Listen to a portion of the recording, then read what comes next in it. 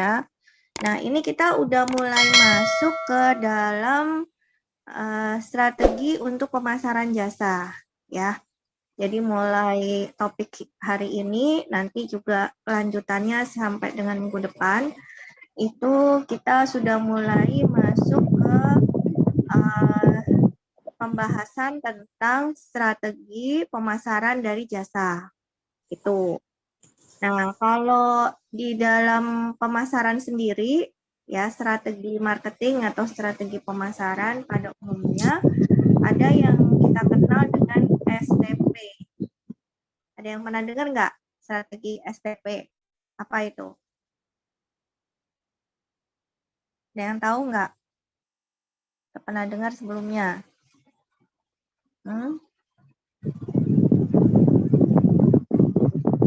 Lia tahu nggak? Lia, ya udah gabung Lia.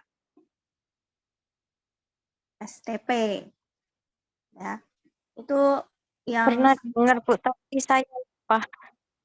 pernah dengar tapi lupa.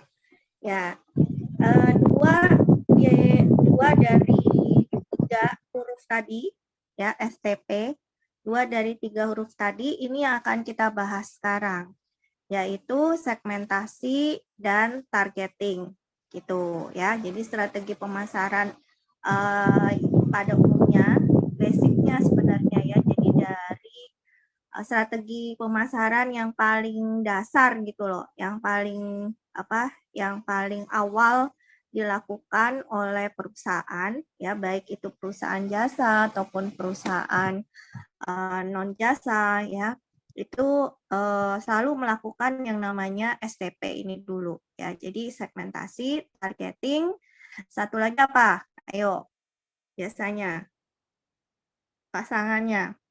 Ada udah segmentasi, udah targeting, satunya lagi apa biasanya? Itu Bu apa? Positioning. Positioning. Betul, positioning. Wah, oke. Kalau offline saya kasih coklat nih, gitu ya. Positioning, betul ya. Nanti minggu depan untuk positioning. Nah, sekarang kita akan bahas dulu STP-nya itu dari segmentasi dan targeting ya. Terkait di sini adalah pasar jasanya gitu ya. Nah, kita bisa mulai dari segmentasi dulu. Yang kita tahu segmentasi namanya segmen ya. Segmen itu berarti membagi-bagi gitu ya. Segmen-segmen-segmenkan pasar gitu ya. Makanya dikatakan segmentasi itu pengertiannya apa gitu. Pengertiannya di sini satu proses. Jadi ini segmentasi ini merupakan proses ya. Proses untuk membagi atau memilah-milah pasar. Membagi pasar menjadi segmen-segmen atau kelompok-kelompok konsumen yang lebih homogen, maksudnya yang sama. Jadi yang sejenis gitu. Ya. Dan di situ di dalam segmentasi ini setiap kelompok konsumen itu bisa dipilih. Ya, kita bisa milih gitu sebagai target pasar yang akan dicapai oleh perusahaan melalui strategi bauran pemasarannya. Nah, kan bauran pemasaran ini kita udah sering singgung ya sebelumnya ya. Atau marketing mix. Apa itu? Apa aja di dalam bauran pemasaran atau marketing mix? Apa? Lupa lagi. Padahal sering banget kita omongin. 4P. Apa itu? 4P. Ada apa aja?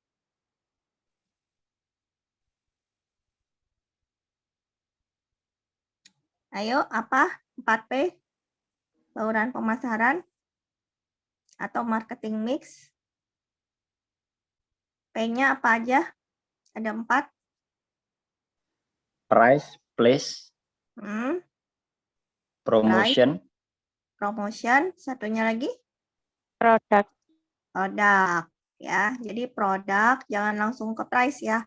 Produk dulu, produk, price, place, baru promosi. Jadi produknya gimana nih, lalu harganya seperti apa nanti ditetapkannya. Terus kemudian place-nya, tempatnya itu atau saluran distribusinya, ya itu bagaimana. Dan lalu kemudian promosinya seperti apa. Nah, ini yang 4P ini yang berlaku umum. Dan ini untuk perusahaan bukan jasa, gitu ya. Tapi kalau udah perusahaan jasa, nggak cukup dengan 4P, harus ada tambahan lagi 3P. Apalagi 3-nya? P-nya.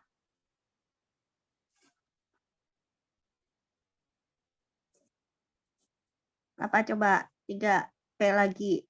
Tuh, ini sering-sering diulang loh. Harus ingat. Apa? 3P lagi. Ayo, masa satu pun nggak ada yang ingat? People, proses, People. Oke. Terakhir, funds, ya, physical evidence. Ya, physical evidence. Ingat-ingat ya. Jadi 7P inilah yang kita sebut dengan bauran pemasaran jasa atau marketing mix untuk jasa. Ya, kalau bauran pemasaran produk apa? Ya 4P aja. Nah, kalau kita udah ngomongin bauran pemasaran itu untuk jasa, ya 7 gitu ya, ada 7P. Nah, itu harus diingat-ingat ya. Nah, bauran pemasaran itu juga strategi pemasaran. Nah, kelanjutannya dari strategi yang SCP ini gitu. Bisa dipahamin ya. Jadi sebelum perusahaan itu dia melakukan strategi pemasaran dengan menggunakan bauran pemasaran atau marketing mix ya. Jadi sebelum sebelum ngomongin tentang 4P atau 7P gitu. Nah, perusahaan itu dia harus membuat strategi STP-nya dulu gitu ya. Strategi pemasarannya yang paling awal yaitu STP ya, segmentasi, targeting sama positioning-nya dulu. Nah, jadi kalau kita sudah bahas tentang segmentasi, di sini kan kita mau memilih-milih pasar ya kan, memilah-milah atau membagi-bagi pasar berdasarkan kelompok konsumen. Nah, kelompok konsumen ini itu yang kita kelompokkan itu yang kira-kira itu sama, sejenis gitu loh kebutuhannya. Ya. Nah, baru dari situ setelah kita segmenkan, lalu kita ambil siapa yang menjadi targetnya, ya. Nah, baru kemudian diteruskan lagi ke strategi bauran pemasarannya. Nah, maksudnya seperti itu. Gitu. Nah, kalau dilihat di slide ini ya, di gambar, itu ada 4 market segmentation yang biasa dilakukan. Jadi segmentasi pasar yang umum dilakukan oleh perusahaan, ya membagi-bagi pasar itu atau mengelompok-kelompokkan konsumen itu bisa dengan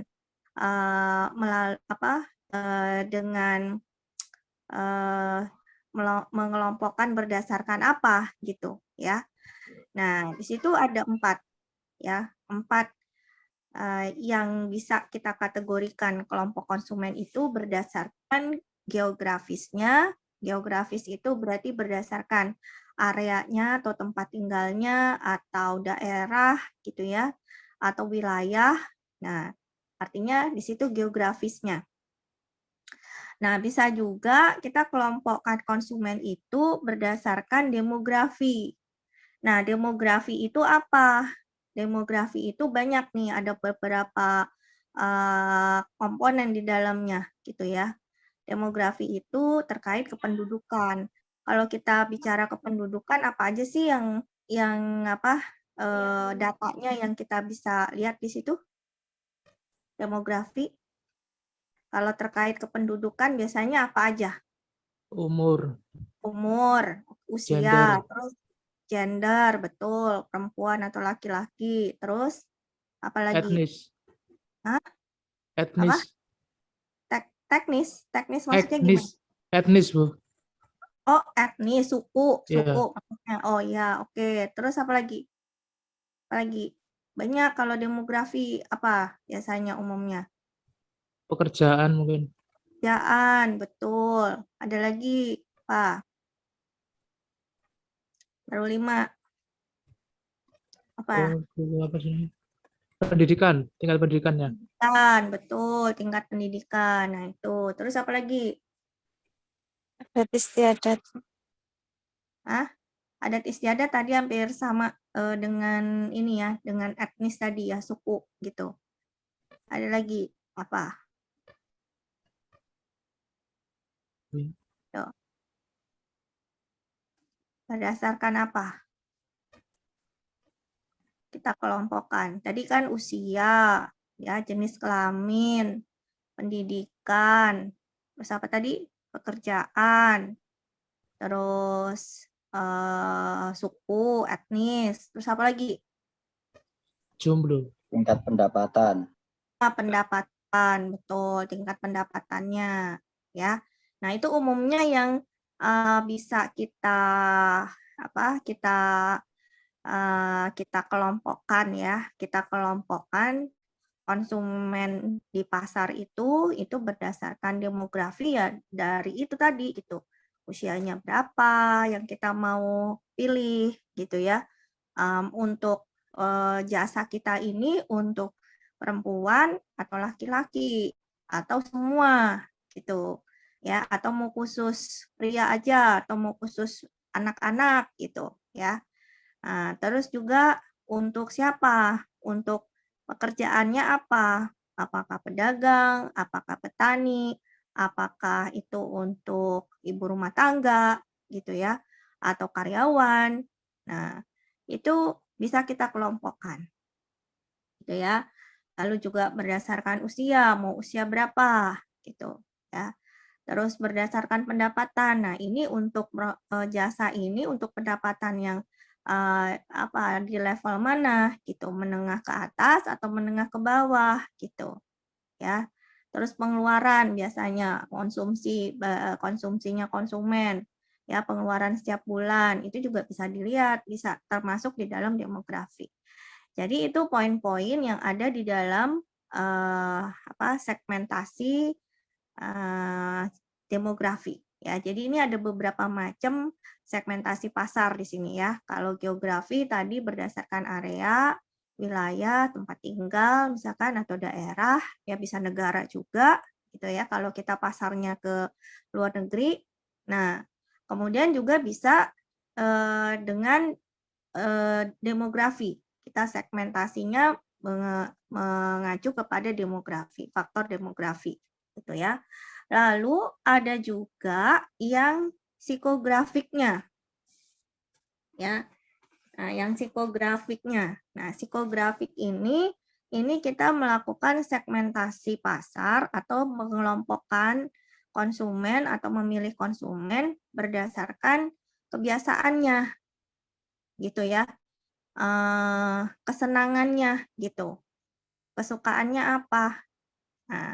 Nah, itu secara psikografik. Nah, kalau behavior itu perilaku, ya perilaku. Nah, perilaku konsumen ini, jadi kayak perilaku untuk konsumsinya, ya. Apakah dia lebih kepada sebagai pemakai, atau dia sebagai pengambil keputusan, atau dia yang hanya memberikan saran saja, misalkan gitu, ya. Jadi itu behavior, perilakunya. Nah, ini yang kita bisa pakai di dalam market segmentation ini. Gitu. Jadi biasanya ada 4. Sebenarnya banyak ya jenis-jenis segmentasi, tetapi umumnya yang digunakan itu 4 ini. Ya, yang paling sering itu ya dari geografiknya, demografiknya, lalu juga bisa dilihat dari perilaku atau tambahannya lagi dari psikografiknya gitu. Ya, jadi behavior itu gaya hidup ya. Jadi gaya hidupnya gitu. Ya, seperti apa. Itu ya, jelas ya di sini. Nah, kemudian ini ya penjelasannya. Jadi kalau tadi psikografis, tadi udah bahas ya untuk geografis dan demografis. Nah, coba dilihat di situ gaya hidup. Oh sorry, kebalik tadi ya. Psikografis itu lebih kepada gaya hidup atau personality boleh dikatakan gitu ya. Yang kita bisa lihat dari kelompok orang yang misalkan secara demografis, ya kita ambil dulu dari demografisnya misalkan pria atau wanita. Nah wanita ini yang kepribadiannya seperti apa? Jadi misalkan perempuan yang ibu-ibu ya ibu-ibu sosialita misalkan gitu ya gaya hidupnya gitu.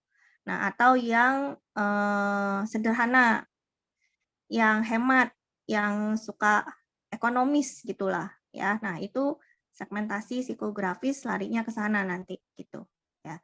Kalau yang perilaku tadi yang kelompok dengan penggunaan jasanya gitu ya atau respon yang tadi ya bagaimana dia menggunakan jasanya itu apakah dia sering menggunakan atau dia hanya sekali-sekali aja gitu ya dan juga terkait pengetahuan terhadap jasa ya pengetahuan dia sejauh mana dia hanya sekedar tahu banget ya atau dia punya banyak preferensi gitu tentang jasa yang ditawarkan kepadanya ya. Nah, itu yang kita bisa lihat. Nah, apakah segmentasi itu hanya bisa satu aja? Enggak. Jadi kalau perusahaan ya melakukan segmentasi pasar, ya dia harus bisa mengerucutkan segmentasinya itu berdasarkan 4 macam ini. Gitu ya. Jadi misalkan secara geografis ya saya mau pilih ini satu perusahaan jasa ya, mau pilih untuk pemasaran jasa saya strateginya itu di daerah khusus hanya di Bali misalkan gitu ya. Hanya untuk orang Bali. Nah, berarti secara geografis dia udah menetapkan nih Bali. Nah, di Bali itu kan banyak macam, banyak orang gitu kan. Yang mana nih? Baru masuk ke demografisnya. Yang mana yang di Bali itu semua orang kah? Ya, atau mau kita segmenkan lagi. Yang laki-laki atau perempuan, nah usianya berapa? Gitu. Jadi kita nggak bisa hanya berhenti di satu segmentasi. Karena masih umum gitu, ya. Jadi semakin kita bisa bukan mempersempit ya, semakin kita lebih memperjelas atau lebih spesifik gitu ya dengan segmentasi pasar kita, maka kita akan lebih mudah untuk menentukan target pasarnya nanti gitu. Ya, dan itu akan lebih mudah untuk kita meng-create atau menciptakan value dari jasa yang kita mau tawarkan, value proposition-nya, atau keunikan apa, solusi apa gitu yang mau kita berikan kepada konsumen. Ya, seperti itu. Oke.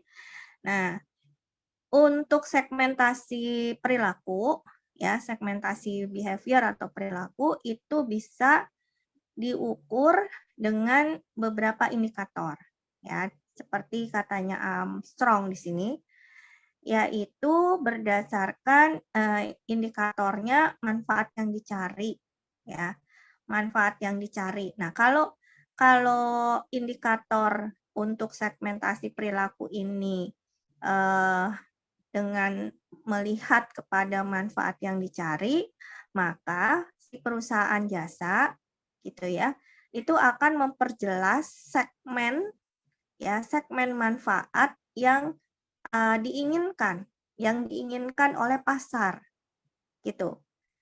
Ya, kenapa? Karena melihat kepada perilaku si konsumen. Jadi observasi nih gitu ya, berdasarkan riset pasar. Nah, saya mau segmentasi perilaku itu adalah orang-orang atau konsumen yang fokusnya kepada benefitnya, benefit dari jasanya. Jadi kalau saya menggunakan jasa ini, benefitnya apa? Nah, orang-orang yang punya perilaku seperti itu yang menjadi pilihan perusahaan, gitu. Contohnya seperti itu, ya. Di samping itu, dari manfaat yang dicari ini, itu termasuk juga karakteristik ya, karakteristik dari jasa dan merek utama yang bersaing, gitu. Nah, itu yang akan menjadi fokus. Jadi kalau kita udah menyasar segmen perilaku di mana perilaku di sini lebih fokus kepada konsumen yang dia melihat ke manfaatnya gitu ya. Nah, berarti perusahaan itu ya perusahaan jasa itu juga akan fokus kepada manfaat yang akan diberikan kepada konsumen gitu. Lalu bagaimana karakteristiknya dan juga apa pesaing yang utamanya gitu. Merek utama yang bisa bersaing gitu maksudnya gitu ya. Nah, itu kalau dari indikator manfaat yang dicari. Nah, kemudian di dalam segmentasi perilaku itu bisa juga dilihat indikatornya dari status pengguna. Ya, status pengguna tadi ya. Pasar itu berarti disegmentasikan menjadi kelompok ya, pengguna, bukan pengguna, mantan pengguna, pengguna yang potensial, pengguna yang pertama kali, dan pengguna yang reguler atau rutin gitu dari suatu produk atau produk jasa. Itu ya. Jadi kalau berdasarkan indikator status pengguna, nah itu bisa macam-macam lagi tuh di dalamnya. Gitu ya. Statusnya ada apa aja? Oh, status dia sebagai pengguna yang reguler gitu, ya, yang rutin gitu. Atau yang oh dia sudah bukan pengguna, mantan pengguna gitu ya. Nah, itu ya. Sampai di sini jelas ya. Lalu yang ketiga, indikatornya bisa yaitu dengan melihat ke tingkat pemakaian. Tingkat pemakaian ya. Jadi di sini segmentasi pasar itu atau segmentasi menjadi segmentasi kelompok-kelompok konsumen itu dikelompokkan berdasarkan tingkat pemakaiannya. Dia sebagai konsumen yang pengguna atau konsumsi ringan, ya ringan itu ya sekali-sekali aja gitu ya tingkat pemakaiannya gitu. Atau yang sedang-sedang aja, atau yang fanatik banget, yang berat gitu. Ya. Nah, jumlah pengguna berat ini seringkali biasanya sangat sedikit persentasenya ya dari keseluruhan pasar, tetapi dia menghasilkan persentase yang tinggi dari total pembelian gitu ya. Memang nggak banyak, maksudnya gini ya, kalau dilihat dari tingkat pemakaian nggak banyak gitu loh yang kelompok pengguna berat, nggak banyak ya jumlahnya gitu. Jumlahnya tuh nggak banyak yang kelompok konsumen pengguna berat gitu ya. Tapi meskipun nggak banyak si pengguna berat ini, mereka ini bisa menghasilkan persentase yang tinggi gitu dari total pembelian. Artinya ketika si pengguna berat ini mengonsumsi jasa kita, ya jasa dari suatu perusahaan, itu pembeliannya itu jumlah pembeliannya itu besar, gitu dibandingkan yang tadi pengguna ringan atau yang tadi pengguna menengah, gitu. Ya, lalu ada juga status loyalitas. Nah, ini juga masih termasuk di dalam indikator segmentasi perilaku. Ya. Status loyalitas itu artinya di sini pasar itu bisa disegmentasikan berdasarkan loyalitas konsumennya. Ya. Nah, maka di situ akan bisa kita bedakan apakah itu konsumen loyal terhadap merek, loyalnya terhadap tokonya, atau kepada perusahaannya, gitu. Jadi dia loyal nggak terhadap merek, misalkan sepatu, ya, atau kalau ini kan kita ngomongin jasa ya, misalkan rumah sakit gitu ya. Nah, rumah sakit itu dia loyalnya kepada mereknya atau ke perusahaannya gitu. Nah, banyak nih rumah sakit tapi dia loyal kepada yang punya perusahaan atau dia tahu perusahaan yang membawahi rumah sakit itu sudah tahu banget lah gitu ya sejarahnya atau image-nya, reputasinya gitu ya, makanya dia bisa loyal di situ gitu. Atau merek gitu, udah kalau mereknya ini udahlah gitu kan, udah pasti bagus gitu, mereka berpikir seperti itu. Nah, itu status loyalitas bisa dilihat dari situ ya. Oke. Lalu untuk pertimbangan ya, pertimbangan di dalam melakukan segmentasi pasar jasa perlu diperhatikan juga gitu ya terkait segmentasi sosial budaya yang pertama gitu ya. Di sini artinya konsumen itu bisa dibagi lagi menjadi berbagai segmen berdasarkan siklus kehidupan keluarganya. Ya, siklus kehidupan keluarganya. Jadi dari anak, dia kemudian remaja, terus dia kemudian dewasa menikah, jadi orang tua dan seterusnya gitu ya. Nah, itu siklus ya, siklus kehidupan keluarga. Nah, itu pasti ada budaya budaya hidupnya seperti apa, kebiasaan-kebiasaannya gitu ya. Lalu juga termasuk di situ ada kelas sosialnya, status sosialnya. Ya, terus nilai-nilai budaya intinya apa? Misalkan fanatik, misalkan yang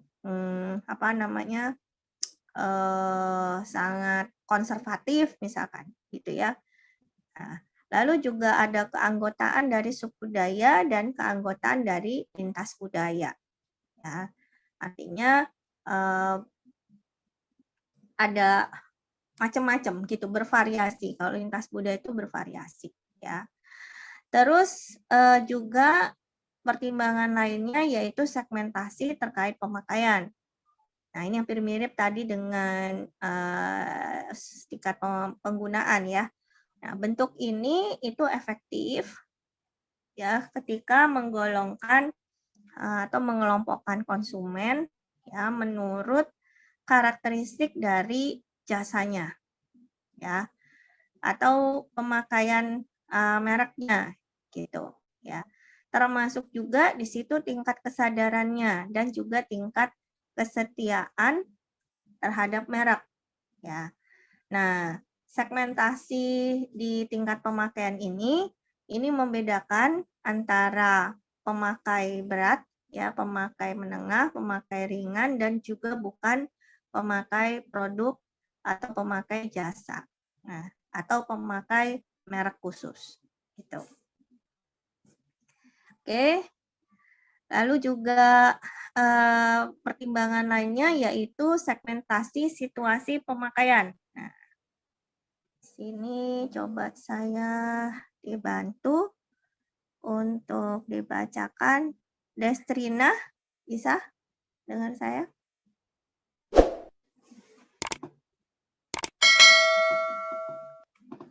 Ada Destrina?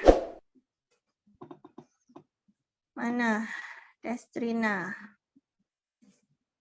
Ada namanya? Nggak ada orangnya. Karisma, ada? Ada, Bu. Bisa tolong dibacakan? Yang segmentasi situasi pemakaian. Segmentasi situasi pemakaian. para pemasar memfokuskan pada situasi pemakaian sebagai variabel segmentasi, disebabkan oleh kesempatan atau situasi yang sering menentukan apa yang akan dibeli atau dikonsumsi para konsumen. Ya, jadi kalau berdasarkan situasi, ya itu pertimbangan segmentasinya itu adalah melihat kepada apa yang sering dibeli ya atau dikonsumsi oleh konsumen gitu ya. Jadi misalkan kalau jasa salon misalkan gitu ya atau kritik kecantikan gitu. Apa sih yang sering yang sering dibeli jasanya gitu ya. Totok wajah kah atau slimming kah misalkan gitu ya. Glowing kah misalkan gitu ya. Itu jadi apa yang sering dikonsumsi gitu. Oke, boleh dilanjut bawahnya. Ya, Bu. Segmentasi manfaat.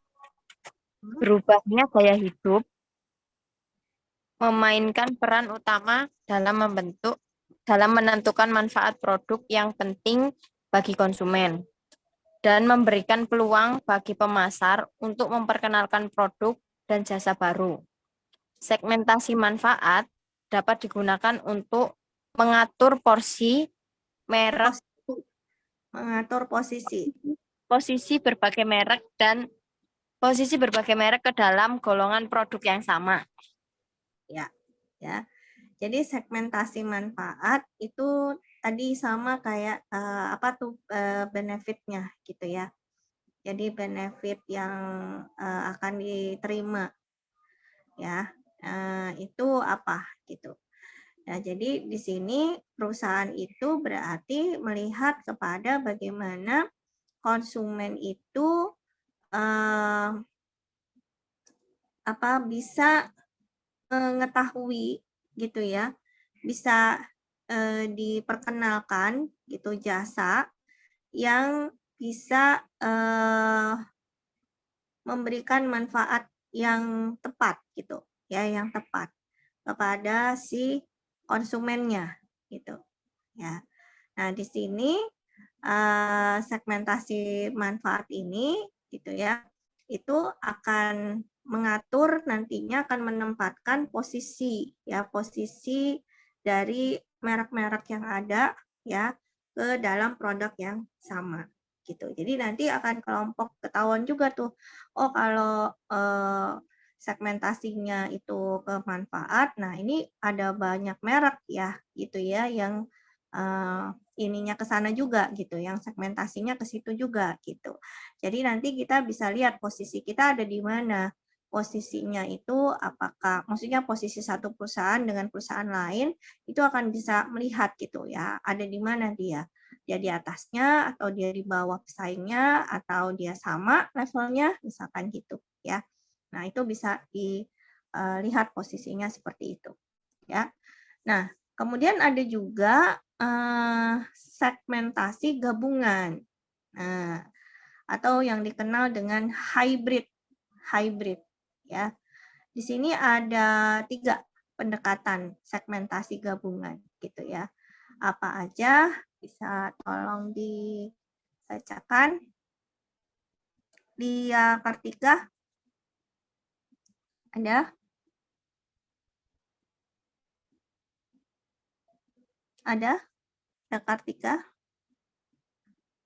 Atau Lia Nur?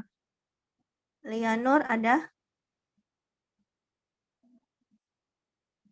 Wah, ini ada namanya tapi orangnya kemana nih? Bahrul. Ada? Ya. Tolong dibacakan.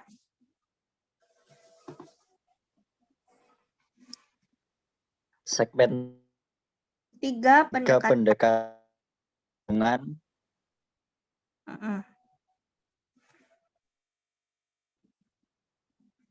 yang profil psikografis, profil demografis merupakan melengkapi yang akan memberikan hasil maksimal jika digunakan bersama. Yang kedua, segmentasi geodemografis. Jenis segmentasi gabungan ini didasarkan pada pendapat bahwa orang yang hidup dekat dengan satu sama lain mungkin mempunyai keuangan, selera, pilihan, gaya hidup, dan kebiasaan konsumsi yang sama. Oke. False. Value and lifestyle system. Suaranya hilang-hilang ya. Aduh, mana? Oke. Ya. Jadi itu tadi ya terkait pendekatan terkait segmentasi gabungan. Nah, segmentasi gabungan berarti itu menggabungkan menggabungkan beberapa segmen. Nah, ada yang di situ profil menggabungkan antara psikografis dengan demografis gitu ya. Jadi psikogaya hidup tadi gitu ya digabungkan dengan faktor-faktor yang ada di dalam demografi gitu, dan itu saling melengkapi. Jadi yang tadi saya bilang, misalkan kita mau segmennya perempuan, nah perempuan yang seperti apa, yang gaya hidupnya gimana, misalkan gitu ya. Jadi itu gabungan antara psikografis dan demografis ya. Ada juga yang geodemografis, berarti gabungan antara wilayah sama demografis gitu ya. Jadi jenis segmentasi di mana ketika konsumen-konsumen ini dalam satu daerah yang sama gitu ya. Nah, itu biasanya punya pilihan yang sama gitu ya. Nah, terus juga ada yang namanya false value and lifestyle system ya. Nah, di sini false ini itu fokusnya segmentasinya itu kepada usaha menjelaskan perilaku membelinya konsumen. Jadi dilihat dari bagaimana cara membeli ya, perilaku konsumennya. Perilaku konsumen itu membeli ya, membeli rutin, membeli nggak rutin misalkan gitu ya. Tingkat pembeliannya seberapa sering ya, jarang-jarang gitu kan. Terus yang dibeli itu apa biasanya. Nah, itu yang ada dilihat di dalam pendekatan false gitu ya, dengan pendekatan false. Nanti mungkin di slide berikutnya kita bisa lebih lihat yang false-nya ya. Oke, nah kemudian lanjut ke prosedur segmentasi pasar jasa. Ada 3 di sini langkah di dalam mengidentifikasikan segmen pasar. Yang pertama bisa dilakukan dengan survei. Jadi kita sebelum melakukan pemilihan atau pengelompokan tadi ya kita survei dulu. Nah, itu yang bagus ya. Atau dikenal dengan yang namanya market research. Ya, riset pasar. Jadi harus riset dulu. Pasarnya tuh seperti apa? Pasarnya tuh sebesar apa? Seluas apa gitu ya. Terus baru setelah disurvei baru kita bisa menentukan segmentasinya. Ya, jadi itu tahapannya. Artinya itu melakukan tahapan atau prosedur segmentasi pasar jasa ya. Jadi yang pertama harus lakukan survei atau riset. Setelah itu, lakukanlah analisis. Ya, seperti apa nih dari hasil survei, dikumpulin lalu dianalisis. Ya, tadi dianalisis, oh ternyata penduduk di daerah ini itu senangnya apa, misalkan gitu ya. Kecenderungannya apa. Nah, itu yang dilihat ya, faktor-faktor tadi dari segi perilaku, dari segi psikografisnya, ya, itu dianalisis. Ya. Nah, baru kemudian pembentukan profil ya, profil buyernya, profil pembelinya seperti apa ya, perempuan usia sekian misalkan gitu ya, terus dari keluarga mampu, lalu kebiasaannya apa, hobinya apa, begitu profilnya harus lengkap. Jadi kita biasanya sebut itu kalau di pemasaran itu bikin persona ya, jadi buyer persona. Profil dari pembelinya itu ya, pembentukan profil. Jelas ya sampai di sini. Oke, kita lihat di tahap survei. ya. Nah, di sini si yang mensurvei atau periset itu biasanya akan melakukan wawancara. Wawancara ke beberapa sampel orang gitu ya. Jadi nggak semua, paling kita ambil populasinya berapa, 30 biasanya gitu ya. Nah, itu kita wawancarai secara bertahap ya untuk mencari atau memperjelas kelompok yang akan kita pilih gitu ya. Dan fokusnya di sini di tahap survei ini itu adalah pemahaman terhadap motivasi si customer-nya ya, si calon customer ini, lalu sikapnya bagaimana, perilakunya bagaimana ya. Nah, setelah itu si periset ya atau surveyor itu menyiapkan kuesioner gitu ya. Jadi pada tahap survei ini ya untuk wawancara itu ya dia harus menyiapkan kuesioner ya untuk bisa terkumpul datanya. Ya, jadi data mengenai apa aja yang dibutuhkan, atribut-atribut apa yang dibutuhkan. Ya, itu di tahap survei. Lalu di tahap analisis ya, dari keseluruhan semua hasil survei tadi ya. Nah, di sini periset itu melakukan analisa atau analisis. Nah, analisis faktor terhadap data ya itu diteliti betul-betul ya. Lalu periset itu melakukan analisis kelompok ya untuk hasilnya bisa tahu berapa jumlah segmen yang berbeda ya. Itu berapa total keseluruhannya, maksimumnya berapa gitu ya. Berapa jumlah segmen yang berbeda-beda gitu. Nah, dari hasil analisis itu bisa ketahuan ya. Lalu tahap pembentukan profil tadi ya. Nah, di sini dari hasil analisis itu kan kita udah tahu ada kelompok-kelompok apa aja. Nah, dari masing-masing kelompok itu ya, lalu dibentuk berdasarkan perbedaan sikapnya, perilakunya, atau demografisnya, atau psikologisnya, ya, atau psikografisnya, ya, dan pola medianya. Ya. Nah, dari situ masing-masing segmen itu bisa dikasih label, dikasih nama, ya, berdasarkan sifat-sifat dominan yang ada di kelompok tersebut. Ya, dikasih label. Jadi kelompok apa misalkan Surabaya Surabaya pengguna berat misalkan gitu ya. Nah, itu dikasih labelnya seperti itu. Ya. Oke, selanjutnya untuk karakteristik ini juga penting yang harus diperhatikan ya di dalam segmentasi pasar gitu ya. Ketika perusahaan itu melakukan segmentasi pasar, ada karakteristik-karakteristik yang harus diperhatikan ya. Yang pertama harus bisa diukur ya. Nah, dalam hal ini pasarnya itu harus bisa diukur. Besar pasarnya dan daya beli masyarakatnya. Jangan sampai gini, kita mengelompokkan satu pasar gitu ya. Pasarnya besar tapi daya belinya enggak banyak, sedikit gitu ya. Udah percuma juga ya, maksudnya enggak efektif juga gitu ya.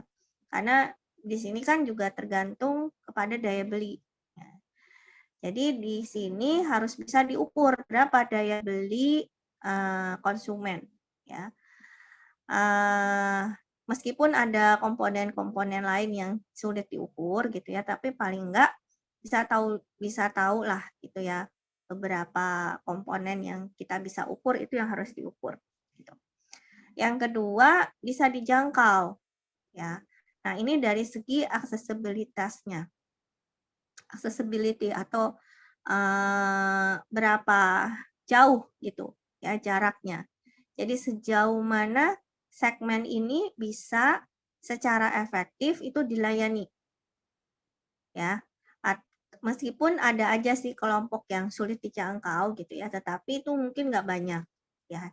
Nah, kita akan mungkin lebih fokus ke yang dekat dan itu mudah untuk dijangkau. Ya. Terus juga karakteristik lainnya cukup besar atau substantiality. Artinya di sini berapa besar segmen itu dijangkau supaya bisa menguntungkan. Ya. Nah, dan bisa dilaksanakan yang udah pasti. Ya, jadi jangan sampai tidak bisa dilaksanakan gitu ya setelah dilakukan segmentasi itu. Ya, artinya di sini program sejauh apa program yang efektif untuk bisa melaksanakan dan bisa mengelola segmennya, segmen yang dipilih tadi. Gitu. Oke, jadi dari apa yang kita bahas ya, mulai dari awal tadi, nah di sini kita bisa lihat ya, manfaat dilakukannya segmentasi pasar. Oke, boleh saya dibantu lagi? Sandi, ada Sandi? Sandi? Ya. Oke, bisa tolong dibacakan untuk manfaatnya.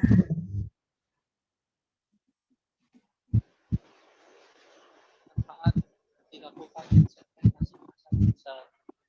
Yang pertama, perusahaan jasa akan dapat Oh, suaranya hilang-hilang.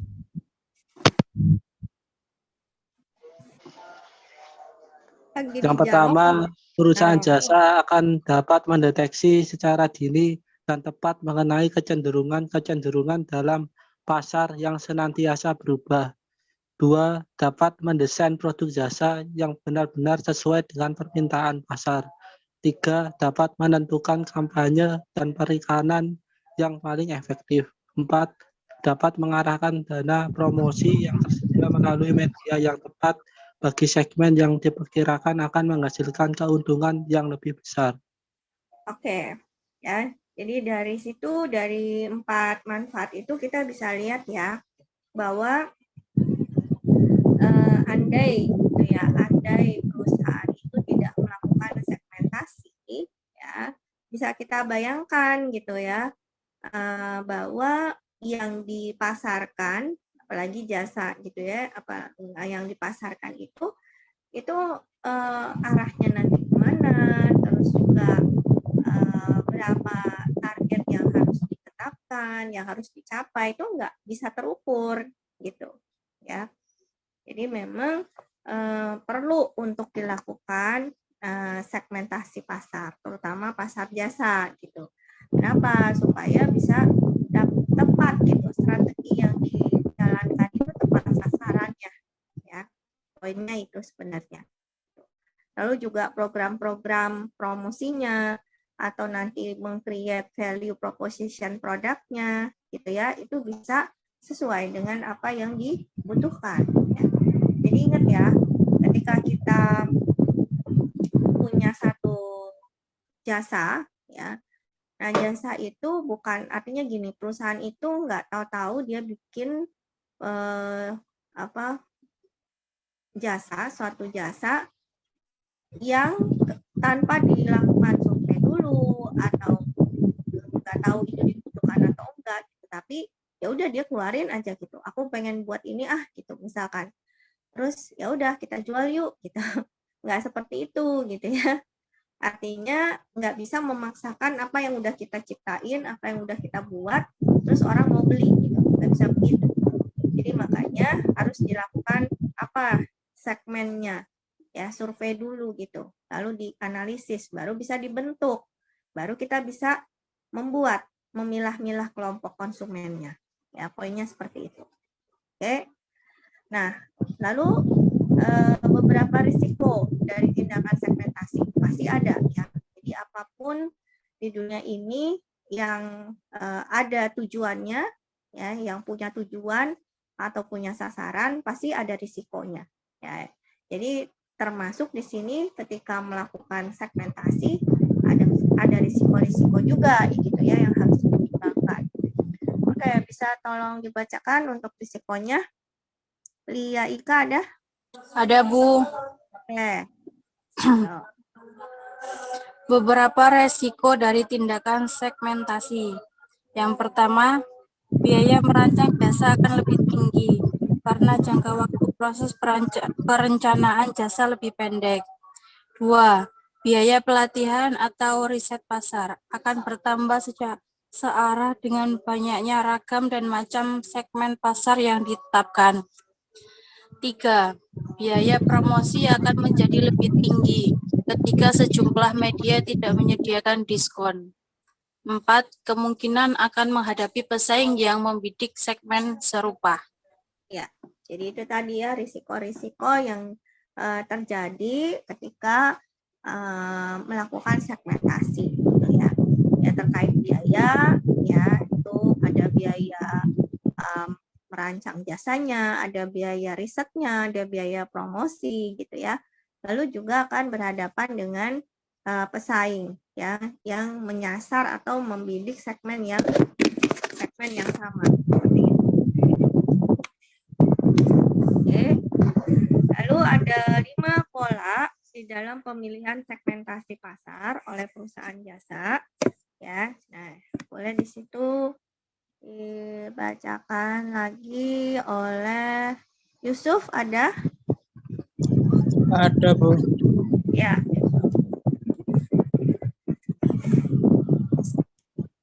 Lima pola pemilihan segmentasi pasar oleh perusahaan jasa. Konsentrasi segmen tunggal. Perusahaan bisa memilih dan menentukan segmen tunggal. Contoh, PT Sayap Mas berkonsentrasi pada pasar jasa, travel, dan sejenisnya. Keuntungan jika perusahaan memilih berkonsentrasi pada pasar tertentu, maka perusahaan biasanya mendapatkan pengetahuan yang luas dan mendalam tentang perilaku konsumen produk jasa yang ditawarkan. Kelemahannya adalah ketika konsumen mulai meninggalkan produk jasa perusahaan dikarenakan konsumen sudah mulai bosan atau adanya pesaing yang mendadak memproduksi barang yang sama, maka perusahaan akan menghadapi resiko di atas resiko normal. Nah, gitu ya. Nah, ini pola yang pertama ya, yaitu konsentrasi segmen tunggal. Jadi segmennya tunggal satu gitu, nggak macam-macam. Ya, misalkan itu tadi dikatakan fokusnya adalah ke pasar jasa travel gitu ya. Travel itu kan ada travel umroh, travel wisata gitu ya. Nah, segmennya siapa? Segmennya ya orang-orang yang suka travel gitu, orang-orang yang membutuhkan travel gitu. Nah, di situ berarti perusahaan itu bisa lebih dalam ya memahami tentang si perilaku konsumennya gitu. Tapi di sisi lain ada kecenderungan konsumen itu bosan atau jenuh gitu. Nah, ditambah lagi ada pesaing baru yang masuk. Nah, itu bisa kita bisa loss ya, bisa kehilangan risiko kehilangan atau juga akan menimbulkan biaya untuk mempromosikan lagi jasanya gitu ya. Gitu. Kemudian pola yang kedua boleh Destrina. Ada Destrina?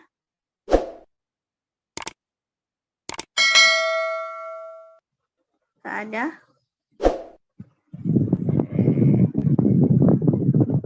Lia Kartika ada? Lia Kartika ada? Ada, Bu. Spesialisasi selektif. Perusahaan memilih sejumlah segmen yang secara objektif masing-masing segmen sangat menarik dan mungkin terdapat sedikit atau tidak ada sinergi di antara segmen-segmen tersebut. Namun masing-masing segmen berpotensi sebagai penghasil uang. Cakupan multi-segmen itu memiliki keuntungan pendiversifikasian risiko perusahaan. Artinya di sini untuk pemilihan segmentasi pasar gitu ya, ada yang polanya itu spesialisasi selektif. Jadi udah spesialisasi yang khusus gitu ya. Kita mau khusus gitu, selektif gitu. Nah, ini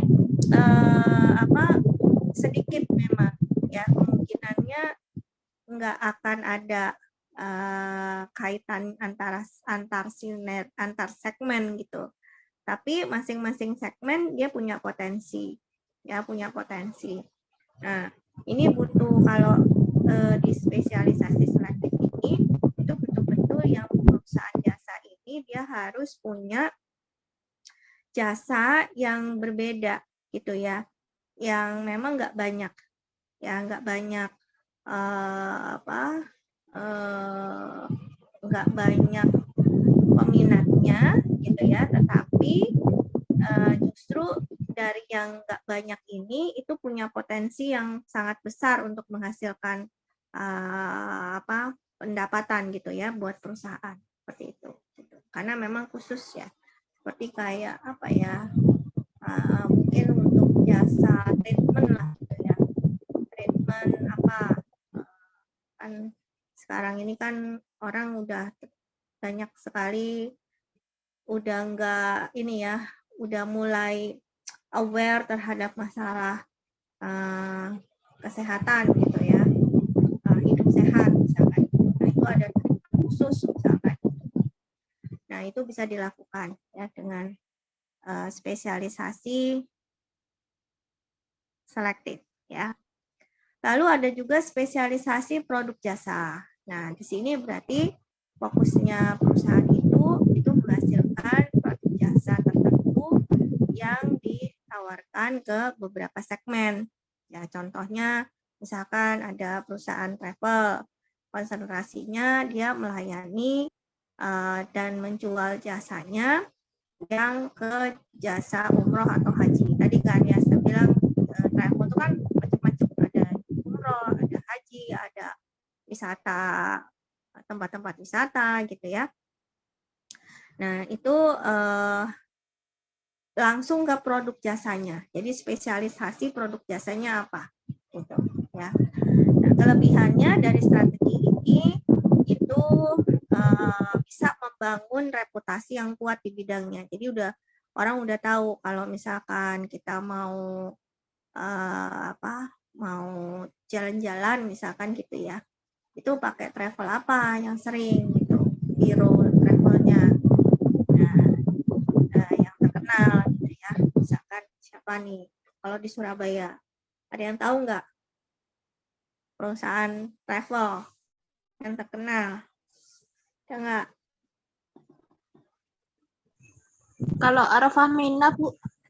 Arafamina, ya lumayan terkenal ya, Arafamina ya, itu. Nah, itu bisa, artinya di situ dia kan khusus untuk haji ya, haji dan umroh gitu ya. Nah, berarti produknya apa? Produknya adalah jasa untuk pemberangkatan haji dan umroh gitu ya. Terus spesialisasi pasar. Nah, spesialisasi pasar ini artinya perusahaan jasa itu fokusnya untuk melayani berbagai kebutuhan ya dari suatu kelompok pelanggan gitu. Jadi sudah ditentukan kelompok apa gitu ya. Nah, dari kelompok pelanggan ini kebutuhannya apa aja. Nah, itu dilayani gitu. Ya. Nah, kelebihannya perusahaan itu dia bisa mendapatkan reputasi yang baik gitu ya, dengan mengkhususkan diri untuk melayani kelompok pelanggan tertentu itu, dan juga menjadi saluran pemasaran buat semua produk yang mungkin digunakan oleh kelompok pelanggan ini. Tapi ada risikonya, yaitu kelompok pelanggan itu bisa memungkinkan untuk memotong anggaran mereka gitu. Artinya apa? Ya karena ini kelompok pelanggan tertentu pasti mintanya harga khusus gitu. Jadi mainnya nih misalnya masuk ke komunitas apa ya? Komunitas sepeda motor. merek apa misalkan gitu ya. Nah, itu karena dia spesialisasinya itu adalah ke satu kelompok, ya satu kelompok. Nah, satu kelompok ini butuh apa kebutuhannya dan dia harus bisa layanin gitu. Nah, biasanya si kelompok ini ya tadi komunitas motor ini itu dia akan minta diskon gitu, potongan. Kenapa? Karena tadi dia pasti akan anggaran mereka ya dana yang mereka punya itu minta disesuaikan gitu ya. Kan saya kan anggota komunitas, saya member gitu. Jadi saya pasti dikasih harga khusus. Nah, seperti itu ya. Nah, ini yang keberapa nih? Kelima udah ya. Yang untuk 5 pola pemilihan ada cakupan seluruh pasar. Jadi kalau cakupan seluruh pasar ya berarti perusahaan melayani seluruh pelanggan. Ya, dengan menyediakan semua produk yang dibutuhkan pelanggan. Nah, biasanya di sini perusahaan yang cukup besar yang bermain di sini gitu ya. Karena mereka perusahaan-perusahaan inilah yang mampu melayani semua kebutuhan dan melayani strategi cakupan seluruh pasar. Dan biasanya kayak perusahaan-perusahaan retail lah gitu ya. Perusahaan retail atau kalau jasa itu misalkan hotel, tapi hotel yang udah bintang 4 ke atas gitu. Karena apa? Karena di situ udah lengkap ya, fasilitasnya lengkap. Jadi semua bisa terlayani. Ada minimartnya misalkan, ada spa-nya di situ, ada apalah segala macam gitu ya. Oke. Nah, kita udah selesai di segmentasi. Nah, ini target ya. Waktunya udah habis kayaknya. Target itu intinya gini ya. Kalau tadi pasar itu sudah dikelompokkan, maka selanjutnya dari kelompok-kelompok pasar tadi itu atau kelompok konsumen, kita bikin target. Targetnya siapa? Berarti di sini berdasarkan kita lihat dari kelompok itu, target itu kita bisa tentukan dari daya tariknya, daya tarik pasarnya gitu ya, dan tujuannya ya. Lalu sumber daya perusahaan itu sejauh apa gitu ya. Nah, ini untuk penetapan target pasar bisa dibaca ya selanjutnya. Nanti dibaca dulu ya. Minggu depan karena masih bicara tentang STP, ini kita akan review lagi untuk yang targetnya. Oke. Untuk tugasnya bisa dilakukan, ambil satu contoh dari perusahaan jasa dan coba dilihat mereka itu perusahaan tersebut itu melakukan segmentasinya bagaimana. Lalu dia target pasarnya seperti apa. Gitu ya. Jadi dianalisis di situ. Oke, jelas? Ada yang mau ditanya sampai di sini? Bu, saya mau tanya, Bu. Ya. Untuk tugas kan sudah 2 minggu kan saya belum mengumpulkan tugas ya 3 kali ini, tapi untuk tugasnya dikumpulkan jadi 1 gitu, nggak apa-apa ya Bu ya? Nggak apa-apa, yang penting lengkap semua ya, jangan ada yang miss gitu. Pokoknya intinya kalau bisa sebelum UTS ya, sebelum UTS itu sudah bisa yang dari awal sampai sebelum UTS itu bisa kumpul dulu semua, jadi biar nggak terlalu numpuknya banyak nanti kalau setelah UTS. Gitu ya, bisa ya, misalkan seperti itu ya.